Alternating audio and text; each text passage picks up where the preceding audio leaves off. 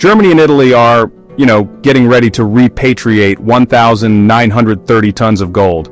Right now, it's sitting in the vaults of the New York Federal Reserve. The estimated value, that's around $210 billion. So, what's the plan? Well, they want to move all that gold within 8 weeks using NATO cargo planes.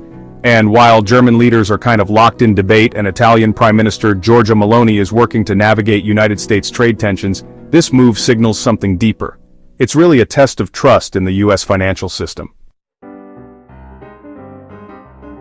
Germany's Chancellor Friedrich Merz is facing, honestly, growing pressure from the nationalist AfD, who say it's time to bring home the country's gold. Over in Italy, Meloni is kind of torn. She once promised to reclaim the gold, but right now she finds herself in the middle of some pretty delicate negotiations with Washington. If faith in United States custody starts to fade, what does that mean for global finance? Let's break it down. Germany and Italy still keep much of their gold at the New York Fed. It's sort of a post-World War II legacy arrangement. But a recent leak revealed plans to pull those reserves, nearly 2,000 tons, back to Europe. So public sentiment in Germany is definitely shifting. Recent polls suggest that more than half of the population now want the gold to be secured at home. Before we continue, go ahead and subscribe to this channel and, tell us the country you're watching from in the comments section. Germany's total gold reserves are 3,352 tons. Out of that, 1,236 tons, worth $134 billion, is held in New York. Italy has 2,451 tons, with about 700 tons, worth $75 billion, still overseas. Together, that's nearly $210 billion of European gold stored in America. So what's behind this sudden urgency? For years, Germany's far-right AfD party has been hammering the message, the gold belongs at home. Their platform links monetary policy to sovereignty, warning that national assets shouldn't be hostage to foreign interests. AfD co-leader Alice Weidel often accuses the government of being too soft, especially as Merz courts better relations with Trump. Italy's Meloni has added momentum to the AfD's stance. Her signals suggest that Rome is also seriously considering reclaiming its gold, adding pressure and giving the AfD the argument they've long wanted. Germany isn't the only one thinking this way. But can this move actually happen? Yes, it can. Germany already ran this playbook.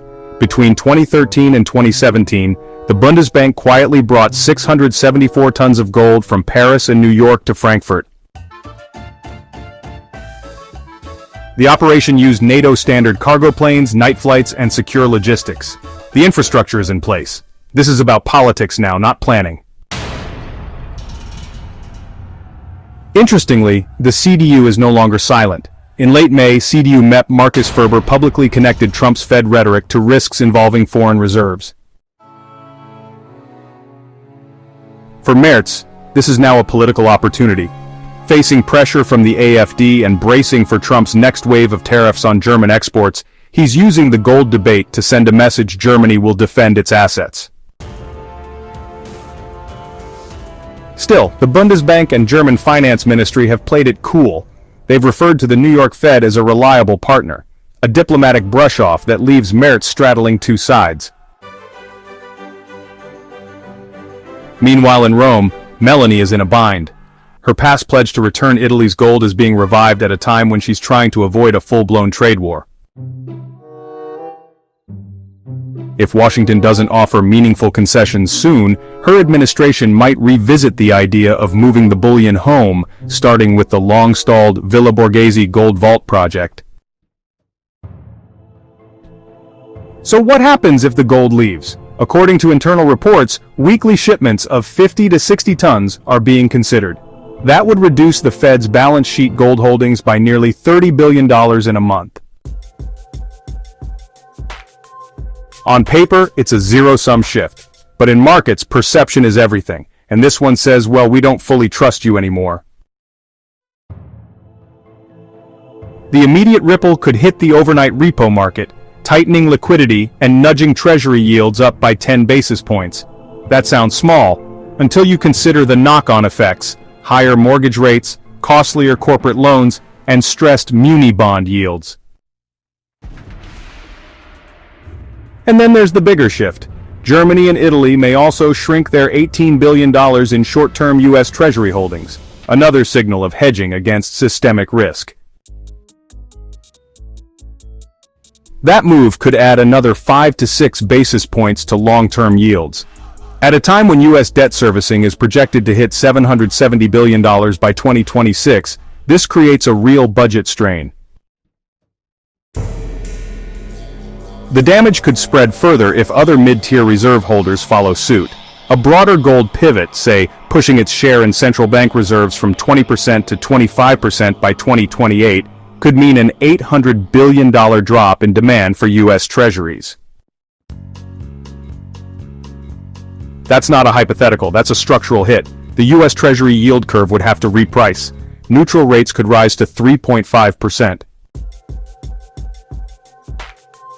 That would tighten the Fed's room to fight inflation.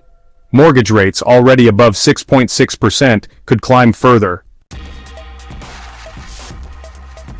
The auto industry wouldn't escape either. With financing costs rising and labor already expensive, auto sales could drop by 500,000 units annually, putting thousands of jobs at risk in Midwest factories. Local governments could also feel the squeeze. If muni yields rise with treasury rates, infrastructure projects could stall or collapse entirely. What could Washington do? Some ideas are floating. The Fed could create a temporary facility, allowing gold as collateral for loans, a radical move that would make bullion more liquid but also undermine dollar supremacy.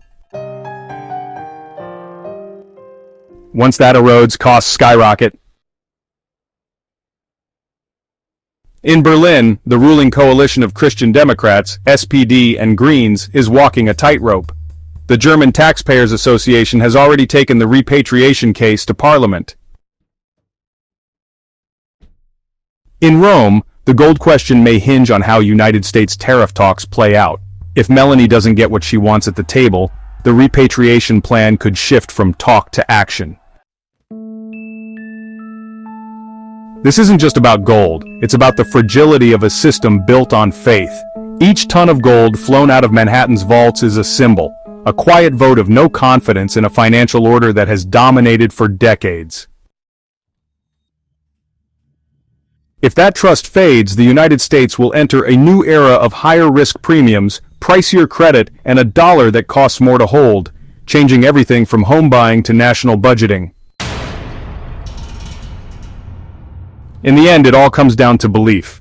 When trust fades, even the hardest metal becomes political. Let us know your thoughts in the comments, and hey, hit that subscribe button to follow this story as it develops.